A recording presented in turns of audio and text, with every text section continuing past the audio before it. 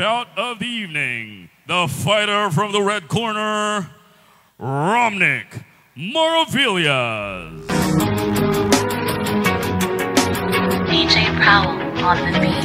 Mula nung una hanggang dulo at sa kalagitnaan ng gera at digmaan na to'y magkabilaan ko na palagintahan sa kaliwa sa kanan. Mga pinanghawakan ko na di mabitawan. Nagpatuloy sa pagsulat, paglikat, paggawa niya ng melody at ritmo ng rima at mga bara. Sumikat, makilala at enigma, isa plaka kahit na para bang hindi ganong katingkad ang pag-asa. Sa tulad ko na tulad din ng ilang hikahos, lumaking wasak ang pamilya, di pa nakapagtapos. Kulang sa kaalaman, sa salapitin ay kapos. Ano mang meron at wala'y akin ang pinagpasa Diyos. Sa likod ng mga sala ko't gawain nakarang, pagbigyan man o hindi ang mga dalangin kong asam. Dumiretso lumigo, mapraning o tumino, magtagumpay o mabigo, langit lang ang may alam.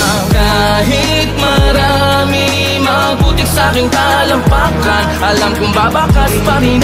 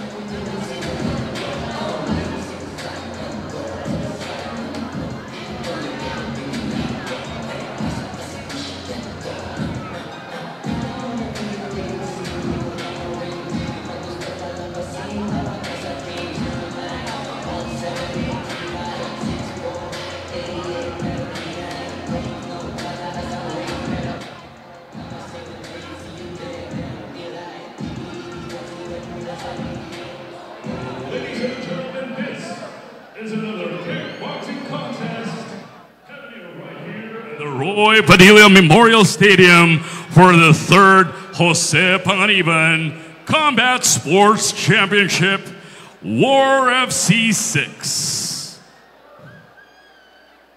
And once again, ladies and gentlemen, boys and girls, we are live! The action is judged cage side by Miko San Buenaventura, Joko Silverio, and Diego Efumaria. When the action begins, our referee in charge, CJ De Thomas. Boys and girls, ladies and gentlemen, and all the fight fans, we get to introduce you first. Fighting out of the blue corner, this man is a kickboxer, holding fight record, 2 wins with no defeats. He stands 5 feet 6 inches tall, weighing in at 53 kilos. Fighting out of Labo, Camarines Norte, by way of a Warriors Mixed Martial Arts Academy, the Lover Boy, Christian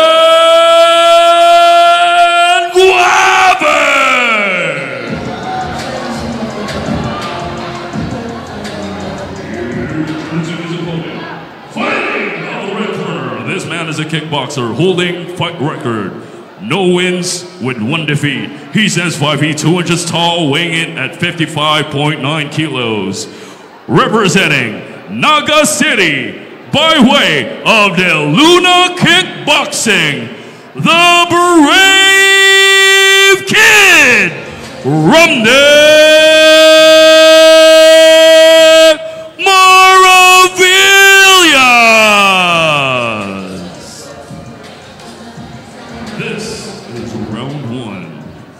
What a beautiful Camille.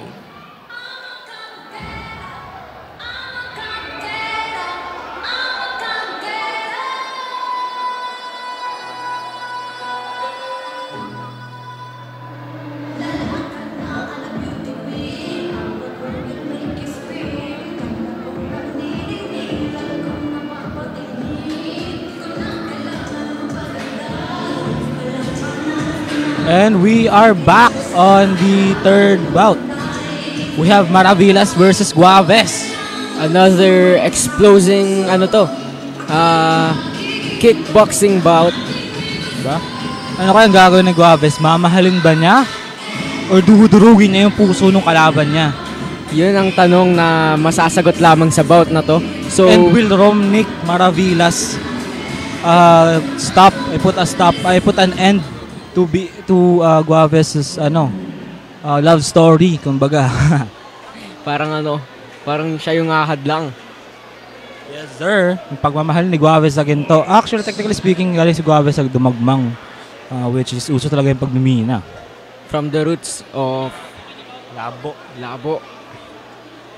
So this is an exciting match kasi nga another kickboxing match with both fighters being, I would say both of them are explosive talaga and technical explosive din. to.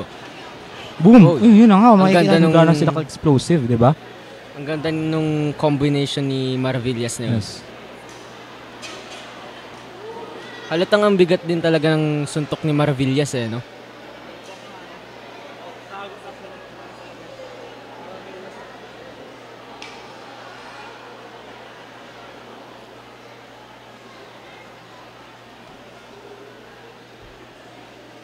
Guaves, tinotaunt niya si Maravillas na lumapit or Sipain mo ako, sipain. baby boy. Yes. Sipain mo ako, baby. Yan sinasabi ni Guaves. Oh, Tinotaunt sige. ni Guaves si Sipa. Maravillas ng sipa. Pero alam naman talaga ni Maravillas na hindi ako baguhan dito, boy. Hindi siya kakagat sa mga Kakagat patibong na dyan. yun. Ikaw ang lumapit sa akin dito. Guaves, ngumingiti para bang umaamba. Guaves, maintaining the Guaves, pressure sa ngumingiti center. para bang kinikiliti!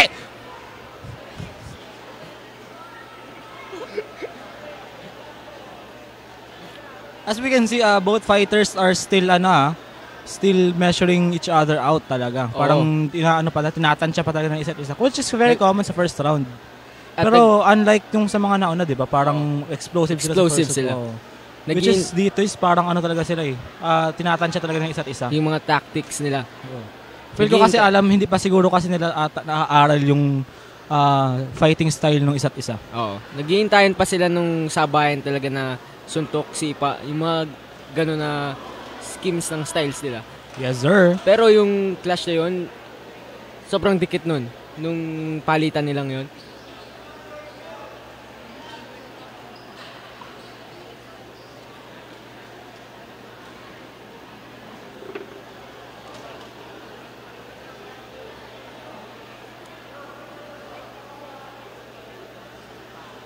As we can see, yes, Guaves and Maravillas still taunting each other.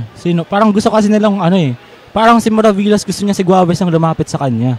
And si Guaves naman, gusto niya, lapit ka dito sa akin, Maravillas. Oo, parang naghihintayin talaga sila. Oo.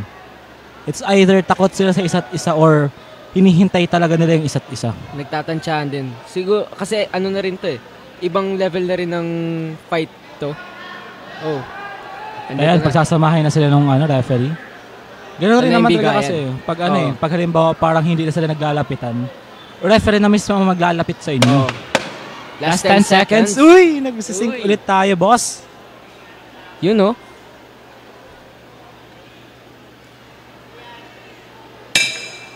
Seconds out.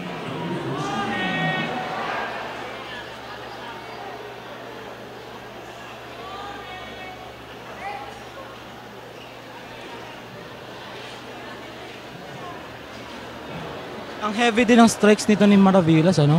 Oo. Well, Guaves, ang lamang siguro ni Guaves dito is yung reach niya. Oh, yung reach. Well, Dun sa Maravillas, pinapaan niya talaga yung aggressiveness niya saka yung heaviness ng strikes niya. Oo. Kaya dun siguro, Dag mo pa yung explosiveness niya. kaya dun rin siya siguro kumukuha ng timing para sumuntok at magbigay ng combo.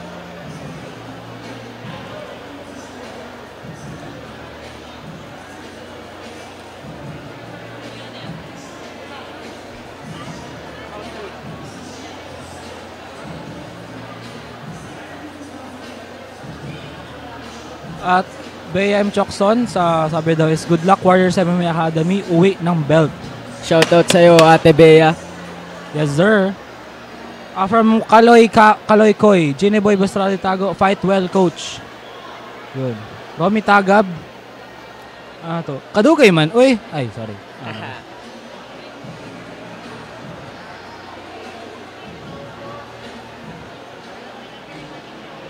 Second round is in.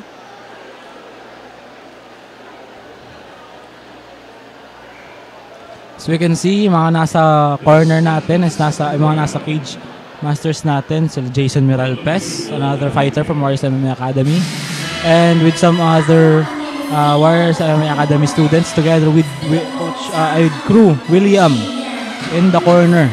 Talaga.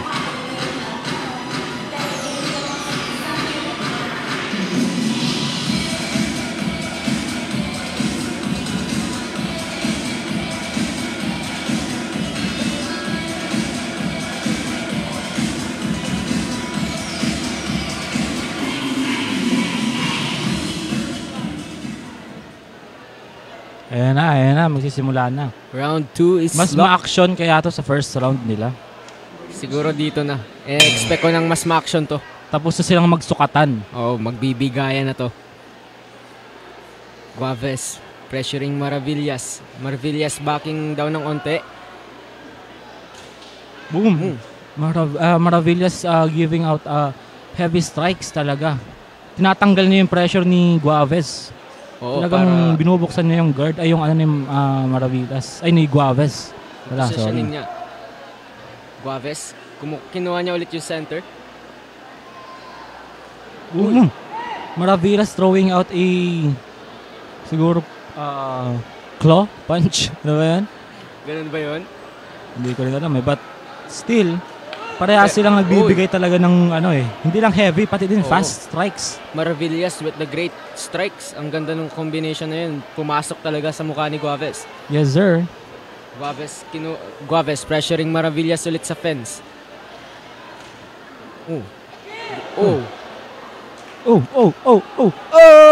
Ay, grabe. Ay.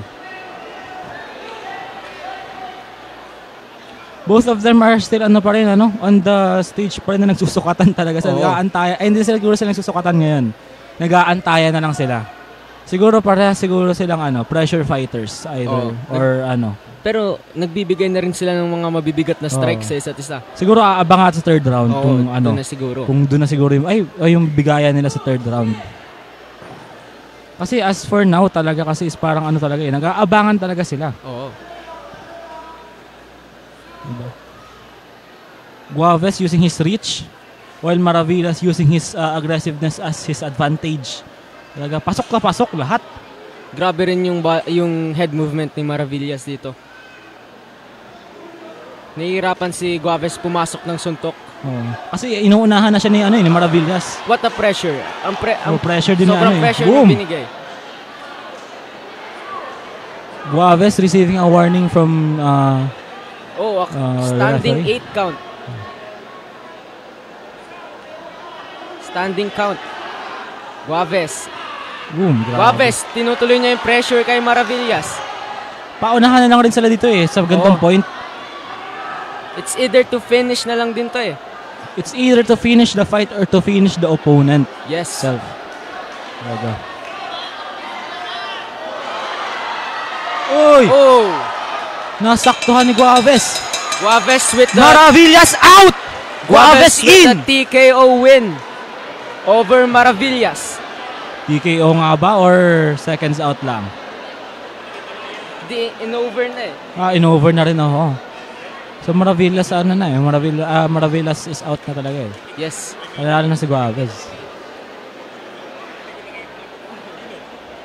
Kasi ayan boom. At ayun nung pagbaba ni bumaba si sakto Si naman din nagkasabayan yung pagbaba ni Guaves and then yung sipa ni Maravillas. So hindi actually sa totoo din naman hindi naman ito mapipigilan yun.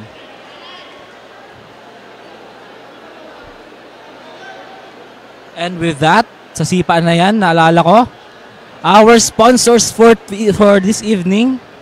Oh, shit, wait.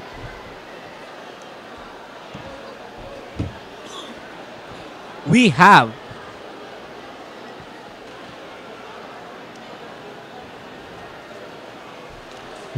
Express.net, Mamulao Cable TV, Hotel Bienvenido, as well as yung ating ngayon, broadcasting service natin ngayon, Live Motion Studios. Yes. Para sa matagal-tagal din nating pagsasama. And actually, itong live po na to is mapapanood po natin sa WARFC. That is WARFC. And mapapanood din po natin to sa Public Information Office of Jose Panganiban. And also sa Camarines Norte live coverage po. 22 seconds remaining during the second round. Declaring the winner by technical knockout, the Lover Boy, Christian